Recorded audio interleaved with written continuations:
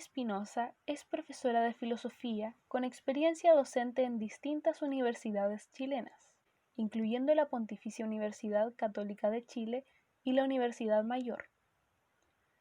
Su trabajo ha explorado la intersección de la filosofía y el cine.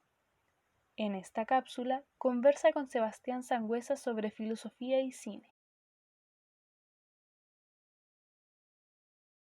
Yo recuerdo que hace muchos años atrás, yo le pregunté a un profesor, que luego nos hicimos grandes amigos, que se llama Ernesto Tugendhat, que es un alemán que se vino a trabajar aquí a la Católica Sí, un tiempo. claro, fue una figura prominente en la historia de la filosofía chilena reciente. Claro, él es un alemán que se vino para acá un tiempo, y él, un día yo le dije, profesor, ¿qué es para usted la filosofía? Y fue tan concretísimo como lo siguiente: aclaración de conceptos. Eso fue todo lo que me dijo. Clarificación de conceptos. Eso es la filosofía. Eso para mí es el filosofar, el crear filosofía. Es eso, la clarificación de conceptos. Entonces, yo dije, oye, qué maravilla que te respondan así bien alemán, ¿no? Típico los alemanes. Claro. No fue por las ramas, ni filos, Sofía, y etimológicamente el amigo del saber, nada más. Clarificación de conceptos. Me hizo clic y claro, es arrojar luz.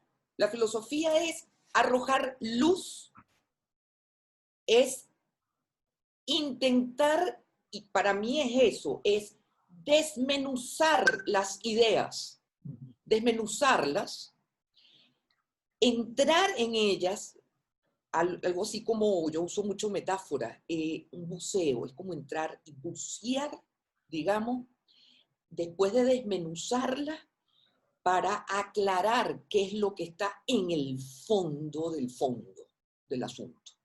Eso para mí es el pensamiento filosófico. Y eso, ¿cómo se logra? Preguntando. La pregunta por delante. La pregunta. ¿Qué pasa? ¿Por qué? ¿Por qué se está dando este fenómeno? ¿Por qué esta situación se está produciendo de esta manera? ¿Por qué? Entonces, esa pregunta va intentando dar respuestas, pero que a su vez esas respuestas se transforman en nuevas preguntas.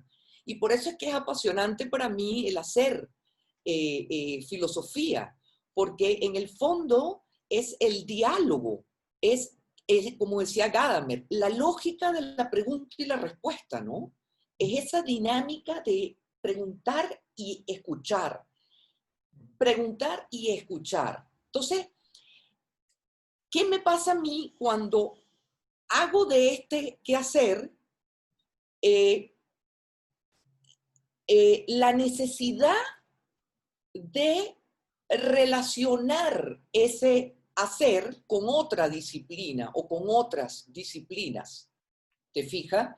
Entonces, un poco la pregunta por el cine. Yo interrogo la película en cuestión, digamos. De hecho, tengo una manía desde chica, que cada película que a mí me llega hondo, la veo por lo menos 10 veces. Las repito y las repito y las veo y las desmenuzo, como te digo, ¿no? Sí. Que es como ese quehacer filosófico, desmenuzar y hacer un análisis, buceo, entro en la película, entro en cada uno de los personajes, de los argumentos, de la forma de vincularse unos con los otros, consigo mismo. Y a partir de ahí, entonces, puedo hacer que la película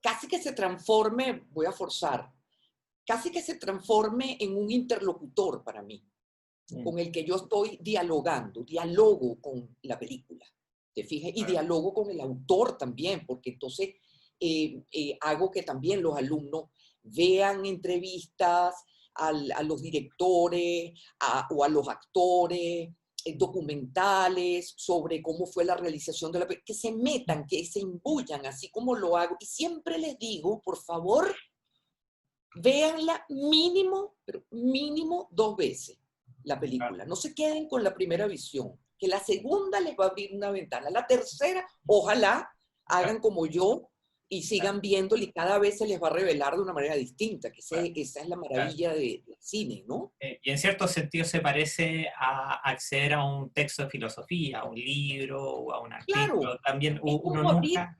claro, Claro, abres un libro, esa es la hermenéutica. La hermenéutica, justamente, Gadamer, por ejemplo, es la disciplina que se encarga de la interpretación y comprensión de los textos, bien sea literatura, bien sea textos de filosofía, religiosos, etc.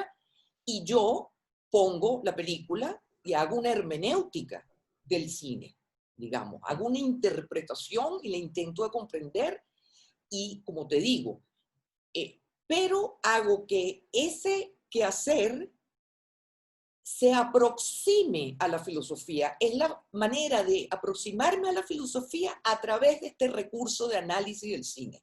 De manera que la aproximación, una vez que saco un concepto, por ejemplo, si estoy leyendo la película a la luz de un concepto, ese concepto lo voy a ir clarificando, ahí entra lo que Ernesto dice, la clarificación del concepto, y hago aplicación conceptual, que ese es el último paso que se hace.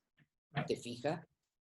Entonces, ese es el modo que enseño para pensar la filosofía, de manera aplicada. Yo siempre digo, es como aterrizar los conceptos. Cuando yo viví en Venezuela, estudié cine, una de mis grandes pasiones. Allá no hay una carrera de cine propiamente tal, no hay una universidad, pero sí cursos, ¿no? En instituciones. Entonces, fui tomando cursos de cine, producción, dirección, guión, etc. Y me fui orientando hacia la producción del cine, entonces trabajamos en cortometrajes, largometrajes, etc. En el área de la producción siempre. Pero ya yo había empezado a estudiar aquí en Chile filosofía en la Católica, pero yo había congelado los primeros 3 años. Cuando llegué ya al curso íbamos a comenzar con Kant, yo congelé por cuestiones personales, razones personales, y viajé a Venezuela. En ese viaje es que hice estos estudios de cine que te conté no y me fue fui por, dedicando a la cultura. ¿Ah? no fue por culpa de Kant, no congelaste. No, Claro, no. él no fue No fue por responsable, culpa de Kant. claro, para no asustar a los espectadores, a la espectadora. Claro.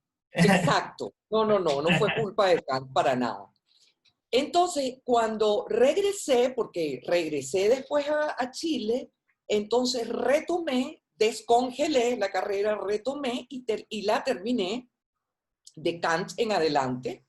Ahí me tocó ya egresar y me licencié, digamos, y comencé a hacer docencia, primero en el colegio. En los colegios, yo lo que hacía era, ahí fue cuando empezó esta idea mía de tratar de asimilar las ideas filosóficas, sobre todo a esas edades, de las niñas de 16, 17 años, no meterles el libro directo, digamos, el texto, el concepto directo, sino que yo decía, ¿cómo hago para que esto se transforme en algo ameno, por un lado, para ellas, y por otro lado, realmente asimilen las ideas, porque de eso se trata, ¿no? Y enseñarlas, digamos, a pensar, a hacer análisis filosófico.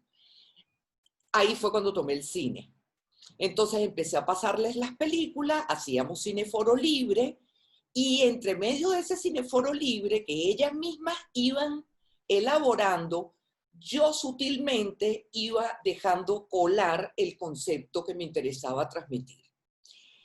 Y después de esa experiencia, hacía que leyeran el texto, de manera que no era al revés, sino desde la emocionalidad, vamos a decirlo así, las imágenes en movimiento, la percepción, todo lo que implica la experiencia del espectador del cine, y luego les voy colando y terminan de anclar la comprensión con la lectura, por supuesto. Y esto fue algo que yo después dejé los colegios y me dediqué a la universidad y seguí con esta metodología. Y donde ha calado hondo, y por eso que tú, cuando leíste ese programa, donde caló muy hondo esto, fue en el programa del adulto mayor de la Católica del Centro de Extensión Cultural, donde trabajo, digamos, porque los alumnos, las edades son desde los 60, 65 hasta los 95. Entonces, todos jubilados, ya todos con sus carreras, etcétera. Yo dije, bueno, yo creo que este es el lugar donde este estilo pedagógico puede hacer que realmente disfruten la filosofía, disfruten el ejercicio del análisis, la reflexión filosófica, el pensamiento filosófico, la clarificación de ideas, pero desde esa plataforma, que es la plataforma del cine. Entonces hemos hecho cursos, por ejemplo, de autores como Buñuel, como Hitchcock, Woody Allen, cine italiano, bueno, en fin, a veces pasamos un trimestre, 2 películas y hacemos un análisis profundo de cada una de las películas, por ejemplo, de Buñuel, suponte, a la luz de las ideas filosóficas que yo quiero que ellos saboreen. Claro. ¿Ah? Claro. Y de la manera más amena y de la manera más, ¿cómo te puedo decir? Como vinculando la emoción y la razón, un poco imagen y concepto, ¿no? Uh-huh. Eso me parece como súper, ha sido una experiencia muy rica de discusión. Y como son personas ya jubiladas, que ya han vivido, han estudiado, han trabajado, tienen tanto que aportar, tanto que decir, que la interacción, yo muchas veces les digo, pero ustedes son los que deberían de estar sentados aquí y yo allá. Claro. Porque es increíble lo que aprendo con ellos, las cosas que ven cuando hacen los análisis de las películas, ¿no? Más que ejemplos particulares de película o director en particular, ¿cuáles temáticas tan parecidos, particularmente apasionantes en el contexto de esta investigación? Considerando que así como el mundo, el cine es un rico tapiz, porque podemos encontrar cosas que van desde Los tomates asesinos atacan Francia, que como Guillermo del Toro, gran director por lo demás, ha dicho, hay mucho gran cine que no se puede justificar desde el buen gusto, digamos. O sea, realmente hay cosas para todo. Y claro, y luego ya podemos ver producciones mucho más cerebrales que son de alguna manera más explícitamente filosóficas. Cualquier cosa de Tarkovsky, cine de directores experimentales como Buñuel, Kubrick, entre otros. ¿A ti qué cosas te han atraído más? ¿Qué tipo de temáticas tú sientes que vas volviendo una y otra vez? Yo te diría que, de hecho, siempre presento el curso así. Yo me concentro en particular en la antropología filosófica y en la ética, te diría yo. Esos son como las dos áreas que yo exploro en el cine, digamos, y cuando, vamos a decir, cuando busco o presento las ideas filosóficas, en este caso éticas, antropológicas, las busco y las presento para ser estudiadas. Entonces, la ética, por ejemplo, vamos a decir, la ética de Aristóteles, por ponerte un ejemplo.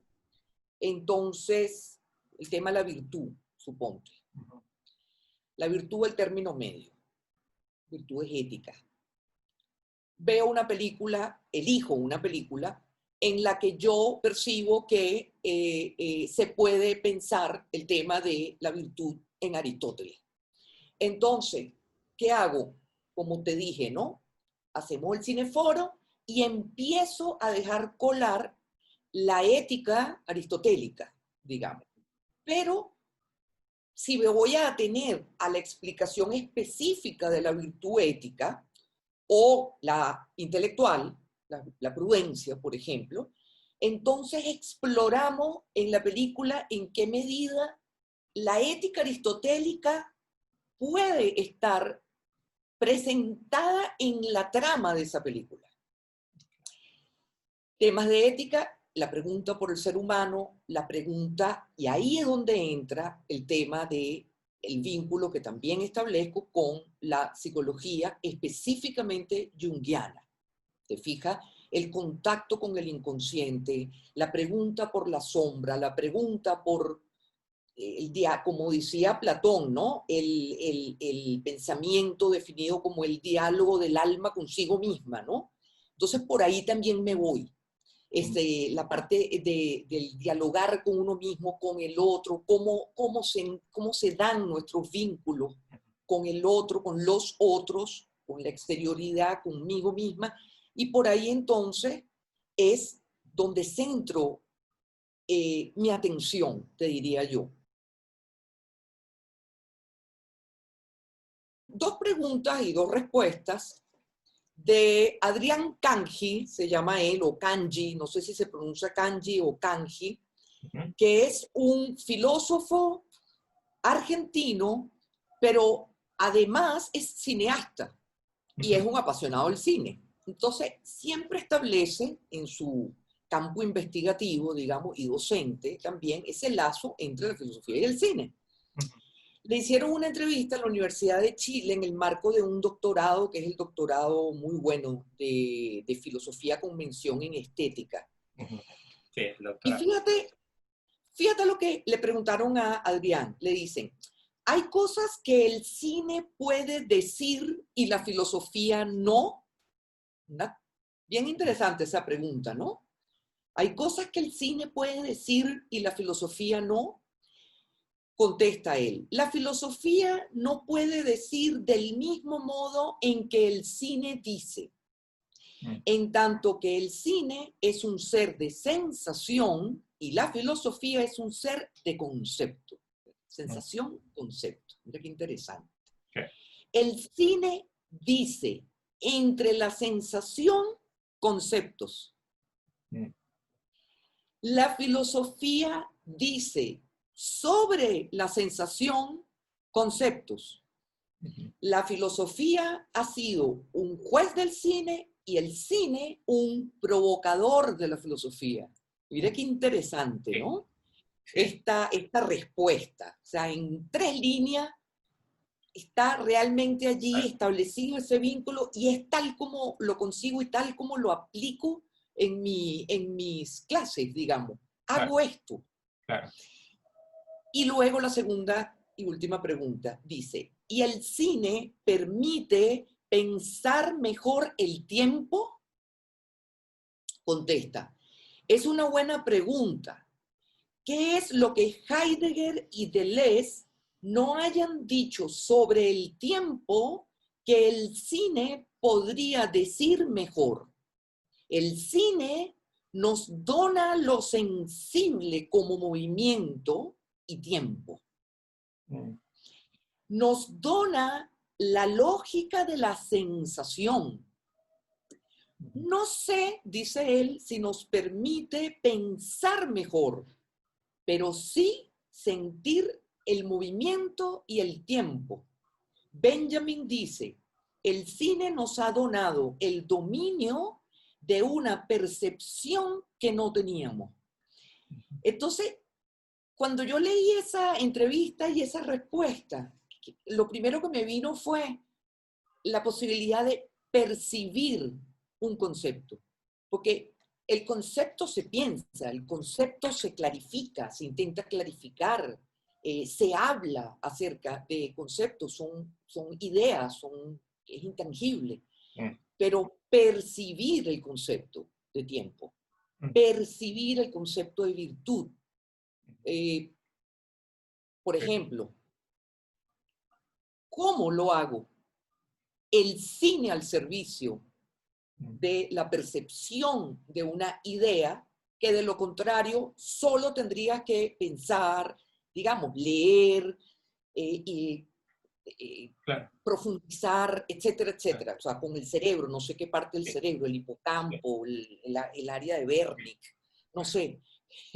Pero el cine hace que tú puedas percibir los conceptos, ¿te Claro. fijas? Claro, o sea, es Entonces, efectivamente una revolución cultural, una revolución intelectual, la posibilidad de desarrollar un medio dentro del cual uno puede expresar la estructura temporal de la realidad y parte de esa realidad de la experiencia humana, por así decirlo. Uno podría preguntarse antes de las primeras películas, ¿qué otro medio podría haber hecho eso? Tal vez la música, pero en algún sentido la música, más que poder transmitir conceptos, es pura emocionalidad, es pura sensibilidad, por así decirlo. Y mientras que el cine es capaz de combinar concepto y emoción. claro, por ejemplo, fíjate una experiencia que tuvimos con Ettore Scola, con la película La Familia. No sé si la viste. Sí. Esa es una película extraordinaria, y cómo te va mostrando Ettore Scola la idea de temporalidad. Uh-huh. El tipo te agarra y te pone una imagen de una familia sacándose una fotografía del abuelo con toda la tropa familiar y el nieto de él va a ser el protagonista principal. Pero entonces nosotros vamos a ver el crecimiento de este nieto, ¿ya? Y cómo el tiempo pasa por esa familia y por esa casa, que es una casa al interior, típica italiana. Entonces, prácticamente toda la película se realiza al interior de esa casa familiar. ¿Y qué hace el tipo? Ettore Scola, te hace una toma del pasillo lenta y cuando llegas al final del pasillo han pasado 10 años. Habla de ese presente. Ta, ta, ta, ta, ta, ta, ta, ta. Vuelve otra vez a colocar el mismo pasillo, la misma toma, y cuando terminas de llegar al final del pasillo, han pasado 15 años. Entonces, tú empiezas a palpar, y de una manera nostálgica, porque con el paso del tiempo, los mayores van muriendo y los pequeños van creciendo. Y el adolescente se va transformando en hombre y el hombre se va transformando en adulto, en padre, a su vez en abuelo. Y así tú vas viendo hasta que ves a ese nieto de la primera escena ya convertido en el gran abuelo, bisabuelo de la escena final, que están haciendo la misma fotografía, pero ya con él, digamos. Extraordinaria película. Y ahí tú palpas el tiempo, ¿cómo te lo explico? O sea, es como si tocaras el tiempo. Sí. Te toca, te mueve, te moviliza, te conmueve la manera como el tiempo pasa. Y por supuesto, el arte cinematográfico es un espejo. Obviamente, te retrotraes tú a cuando tu hijo estaba chiquitito, que era un bebé. Te fijas, el hombre hoy tiene 34, entonces la nostalgia de ver cómo pasó volando ese tiempo. Él te lo fotografía. ¿Te fijas? Sure. Lo mismo, una escena maravillosa que en La Gran Belleza de Paolo Sorrentino. ¿La viste? Sí, sí. Esa exposición del fotógrafo que el padre lo fotografía desde que era un niño y va todos los días tomando fotos como fotopasaporte. Y va armando un collage todos los días. Y el niño empieza a crecer, adolescente, y entonces toda la pared completa de la exposición que tiene delante es ese proceso del niño al que hoy tiene delante el fotógrafo que tiene delante. Es algo impresionante esa escena, y él se conmueve muchísimo porque, bueno, tenemos allí el problema de la identidad y el tiempo también, que a él le está afectando a sus 65 años que acaba de cumplir, en fin, toda la crisis del personaje Jeff Gambardella, ¿no? Entonces, todas esas cosas las analizamos con los alumnos. Y eso que dice Adrián Cangi se da, o sea, es un palpar el tiempo, palpar. Pasaje del tiempo. Claro, palpas los sentimientos. Yo te puedo hablar del amor como una idea, ¿no? O la belleza. Pero entonces, vamos, ves, por ejemplo, la muerte en Venecia, ¿no? La belleza, ahí está, ahí está. Sí. O sea, puesta en escena la idea de belleza. De hecho, es una de las reflexiones que hace el personaje, ¿no? La belleza como idea, la belleza como experiencia, etc. Claro. Eso es lo que hacemos en con ese ejemplo en particular, es muy interesante poder hacer la comparación, no solo hacer la típica comparación de la fuente literaria con la adaptación cinematográfica, sino que es uno de esos grandes ejemplos donde uno puede ir más allá de eso y ver que tanto el medio escrito como el medio cinematográfico pueden hacer grandes cosas, pueden abordar ideas pues, semejantes, pero lo hacen de manera distinta. No es que estén compitiendo, sino que de alguna manera tienen una complementariedad que va precisamente... Ahí te pasa, exacto, ahí me pasa, por ejemplo, yo leo Thomas Mann, La muerte en Venecia, y luego veo a Visconti llevándolo al cine, y ahí es donde tú palpas justamente esa gran diferencia entre la literatura y el cine, ¿no? Hacer carne la literatura. Esa es un poco la idea, lo mismo que en el teatro, ¿no?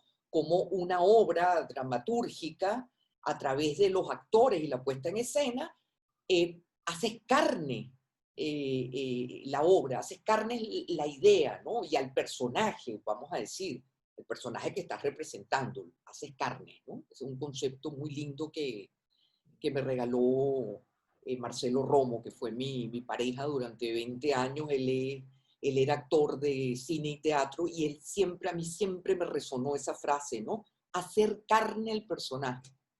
Claro. Que la representación, ¿no? Sí. Lía, muchísimas gracias. Encantada.